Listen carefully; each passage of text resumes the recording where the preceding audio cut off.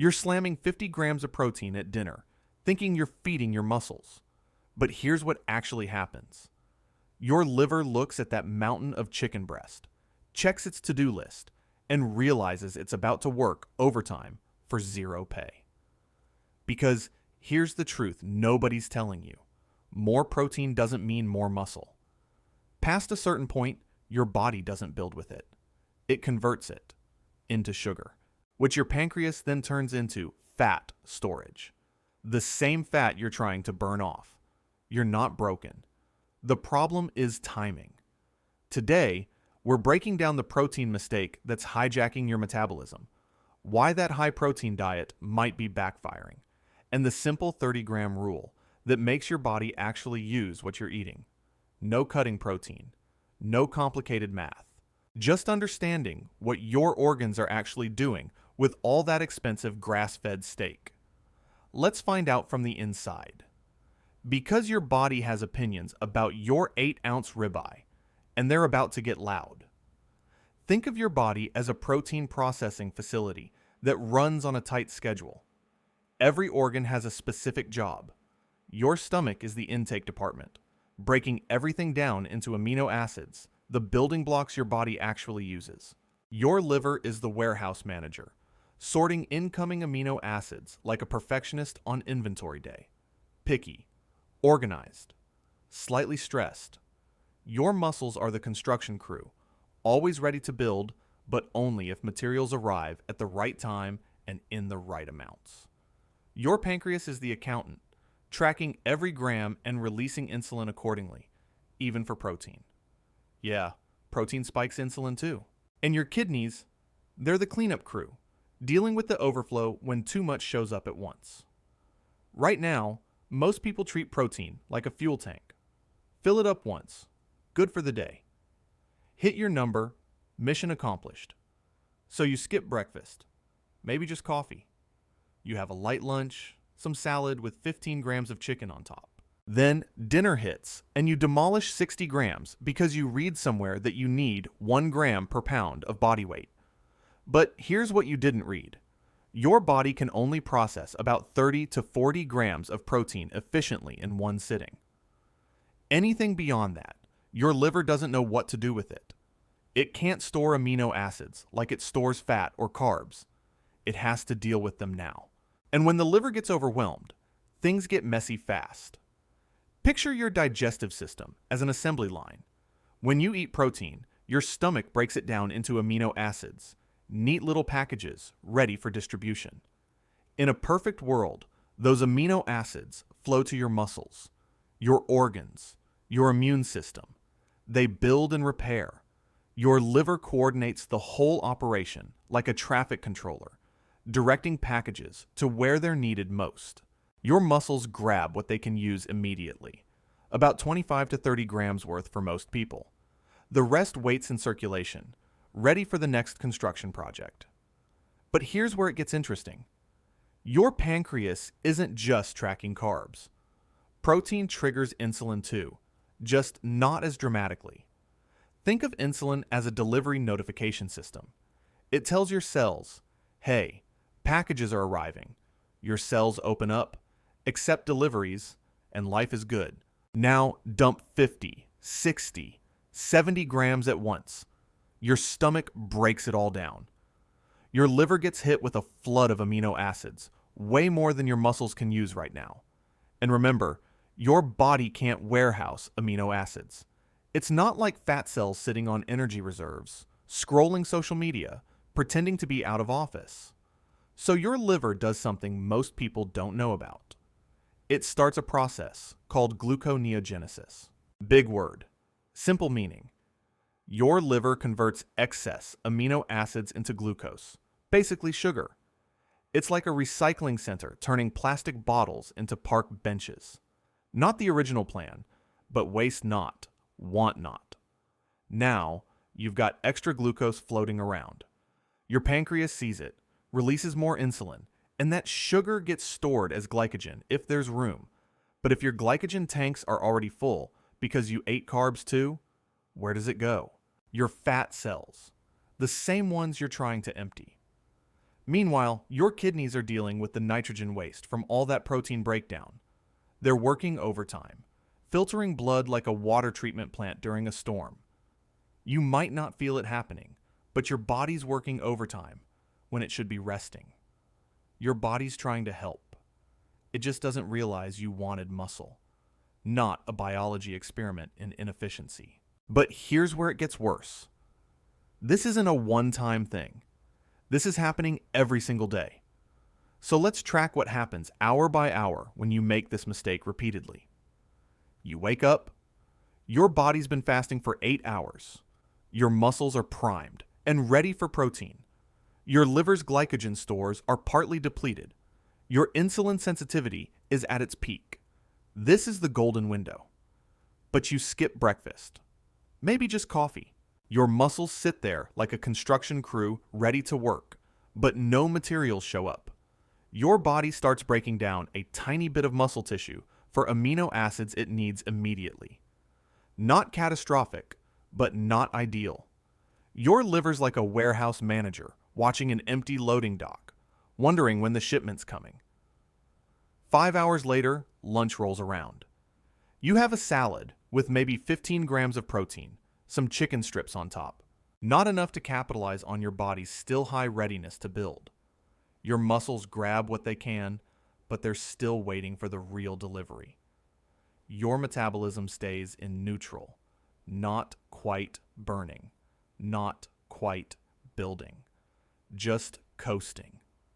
Then dinner hits around hour 9. You're starving. You earned it, so you load up. 8-ounce steak, chicken breast, maybe some fish. Easily 50 to 60 grams of protein, all at once. Your stomach breaks it down. Your intestines absorb it. And suddenly, your liver's flooded. Amino acids are pouring in like Black Friday shoppers through one door.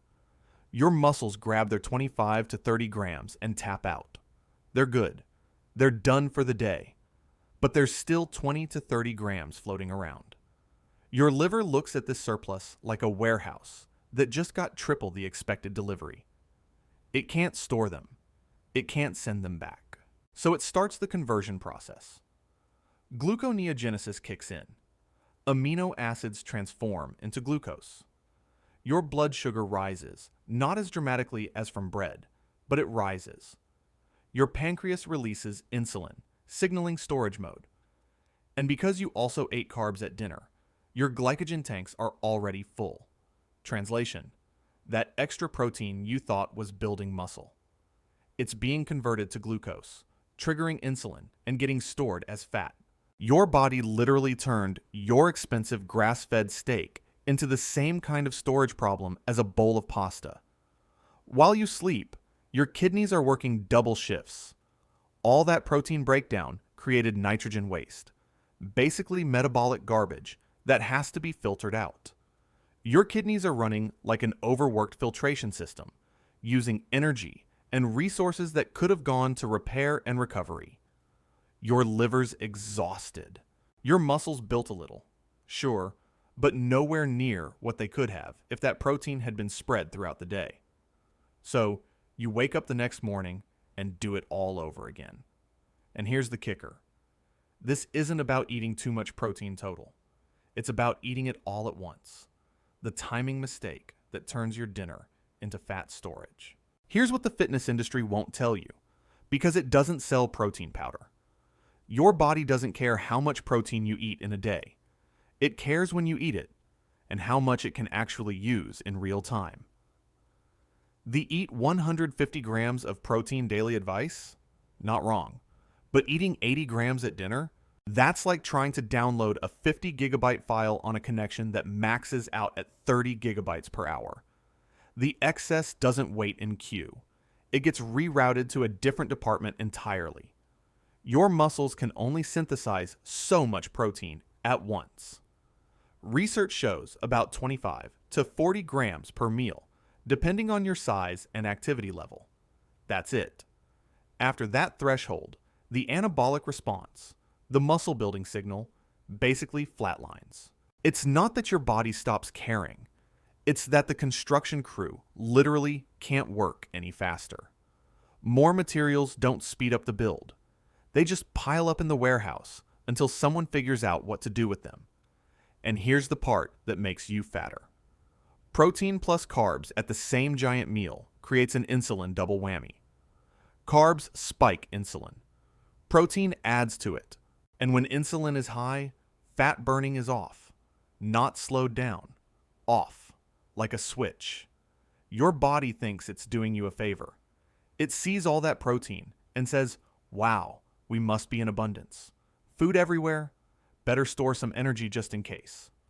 The same survival mechanism that kept your ancestors alive through winter is now storing your dinner as belly fat. This isn't failure. This is feedback. Your body isn't broken.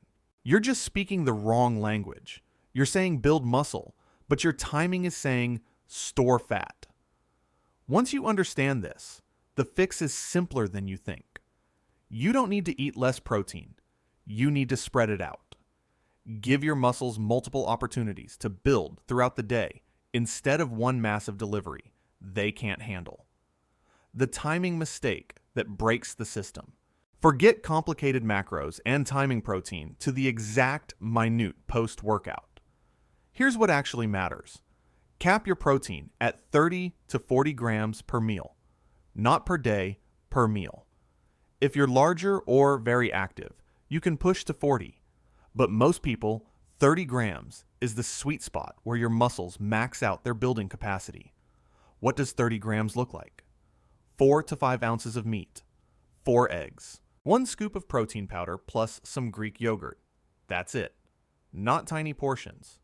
Just not the 12-ounce ribeye you thought you needed. Now, spread that protein across at least 3 meals. Better yet, 4. Each meal becomes a muscle-building opportunity instead of an overload situation. Morning, 30 grams. Your muscles are primed after the overnight fast. Don't waste this window on coffee alone. Midday, 30 grams. Keeps muscle protein synthesis elevated, prevents afternoon breakdown. Evening, 30 grams. Supports overnight recovery without overwhelming your liver. If you're training hard or need to hit higher totals, add a 4th meal or snack with 20 to 30 grams. And here's the order that changes everything. Protein first, then carbs. Start each meal with protein and fat. Then add carbs if you want them. Why? Because protein and fat slow digestion, blunt insulin response, and keep you in fat burning mode longer. It's the difference between your body saying, store everything, versus use what you need, burn the rest. Same foods, different order, completely different metabolic message. Still hungry after 30 grams? Add vegetables and healthy fats, not more protein. The satiety will catch up in 20 minutes. Worried about not hitting your daily total? You'll be surprised. 30 grams times 4 meals equals 120 grams. That's more than most people need anyway. Training hard and need more? Space out protein shakes between meals, not with them. Give your body separate building windows. No apps, no tracking every gram. Just eyeball about 30 grams of protein, eat it 3 to 4 times a day, and watch your body finally do what you've been trying to force it to do. Build muscle while burning fat. Because once your body gets the signal at the right time, in the right amounts, everything else falls into place. So here you are, finally understanding why more protein wasn't working. It wasn't the amount. It was the timing, the overload, the signal your body kept receiving that said store instead of build. Your liver trying to process what your muscles couldn't use. Your pancreas releasing insulin that locked you into storage mode. Your kidneys working overtime to clean up the metabolic mess. All because you thought dumping 50 grams at dinner was feeding your gains. You don't need to eat less. You need to eat smarter. Give your muscles multiple chances to build throughout the day instead of overwhelming them once. Your liver gets a break. Your kidneys get a break. your pancreas isn't spiking insulin all night. And your muscles, they're finally getting what they needed all along: consistent, usable amounts of protein they can actually turn into tissue instead of watching half of it get converted to fat storage. Your body isn't broken. It never was. It was just following the instructions you didn't know you were giving. Change the timing, change the signal. And suddenly, that expensive protein you've been buying actually does what you paid it to do.